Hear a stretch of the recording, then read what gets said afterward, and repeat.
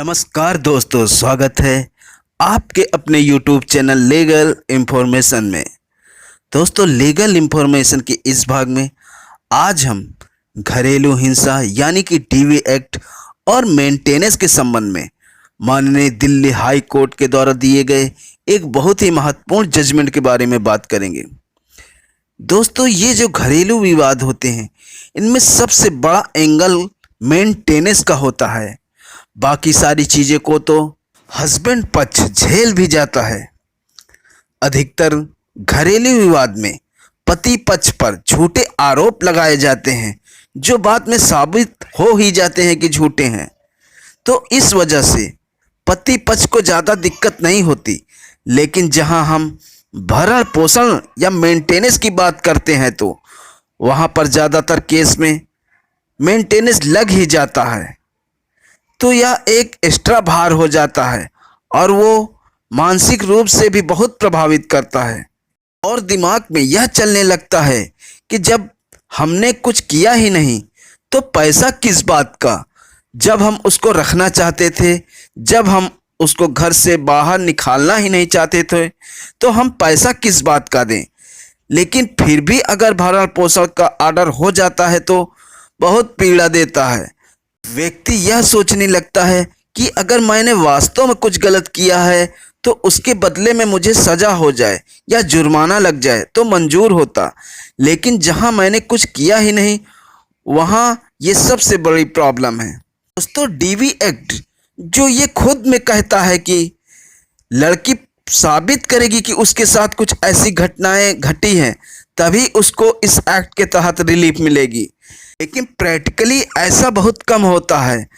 तो दोस्तों, आज का जो जजमेंट है ये आपको बहुत लाभ देगा, बहुत महत्वपूर्ण जजमेंट है। तो बने रहिए अंत तक।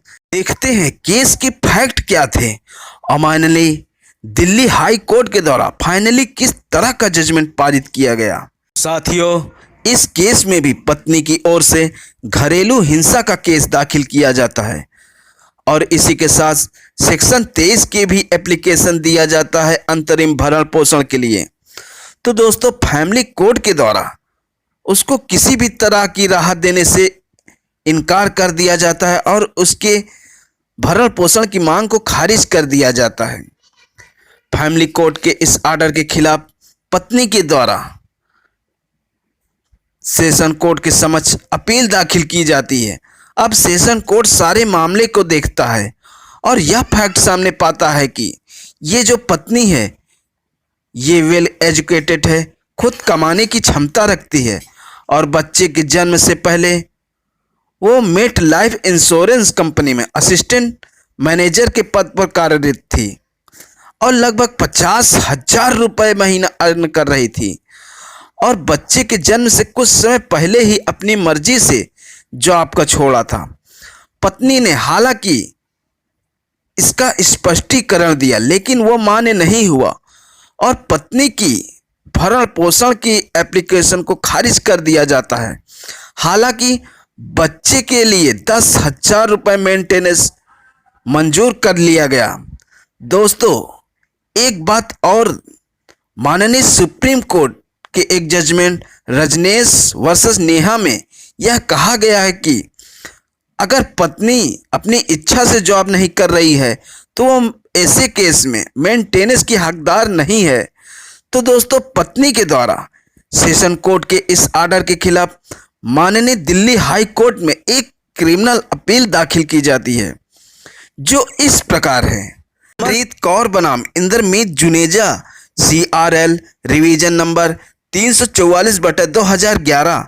तो माननीय दिल्ली हाई कोर्ट केस के सारे मामले को देखता है।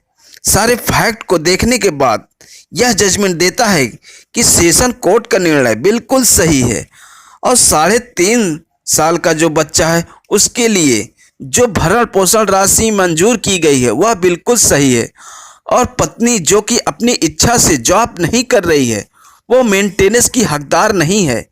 यह कहते हुए पत्नी के द्वारा दाखिल क्रिमिनल अपील को खारिज कर दिया जाता है और सेशन कोर्ट के आर्डर को पुनर्स्थापित कर दिया जाता है। तो दोस्तों, बहुत महत्वपूर्ण जजमेंट है। अगर आपका भी कोई केस इस तरह से चल रहा है कोर्ट में, तो अपने केस में आर्गुमेंट के दौरान इस जजमेंट का लाभ ले सकते हैं। दोस्तों, अगर आपको यह जानकारी अच्छी लगी हो तो वीडियो को लाइक करें और अगर चैनल पर नए हैं तो चैनल को सब्सक्राइब करना मत भूलिए।